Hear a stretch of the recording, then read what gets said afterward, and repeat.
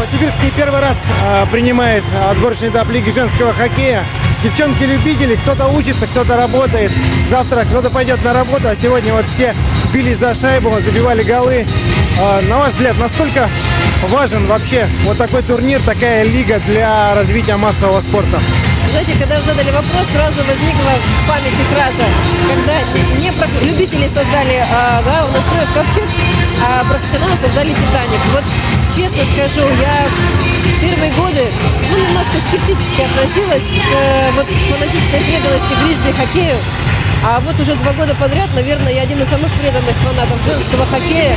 Это потрясающие эмоции. И вот Новосибирску важно быть площадкой, на которой собираются все другие команды. Потому что это действительно за женским хоккеем большое будущее. Мне кажется, это правда большой стереотип, что это мужской вид спорта. Девчонки могут быть яркими, мощными, с одной стороны, но при этом женственными. Вот эстетика при этом потрясающая и удовольствие огромнейшее. Я в пятницу практически сорвала голос, болея за наших. И очень рада, что в прошлый раз счет был 10-0. А сегодня мне рассказывали, что еле как мы вырвали победу, даже ничью у Иркутска.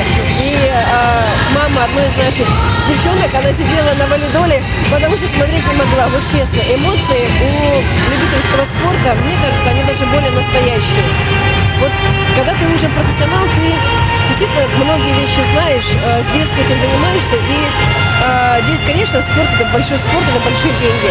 А вот любители сами готовы инвестировать в свое хобби, причем девчонки приезжают на лед в 6 часов утра, чтобы им позаниматься.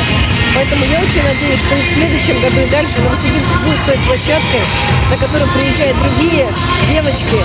Ну и, конечно, я люблю свой город, ему в этом году 125 лет, и мне кажется, чем больше других людей будет видеть наш город, тем лучше. Может быть, когда-нибудь финалочка будет у нас, а не в Сочи.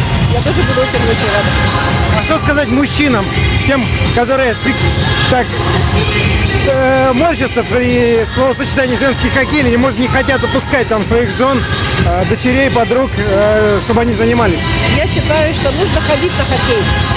Ходить на женский хоккей, и если мужчины увидят, какие красивые девчонки здесь, а еще хочу сказать другим мужчинам, ищите себе подругу из женского хоккея, потому что, во-первых, можно вечером не бояться, что она дойдет домой сама и не всегда ее встречать, а может быть еще и пригодится ее умение. Но и, с другой стороны, мне кажется, с девчонкой женского хоккея лучше не спорить, потому что за себя постоять она сможет, потому ходите на хоккей, любите женский хоккей, он потрясающий, прекрасен, и я думаю, что лет через 5 для нас не будет вопросов женский и мужской хоккей. Мы будем понимать, что это одинаково равносильные 2 самостоятельных направления хоккея.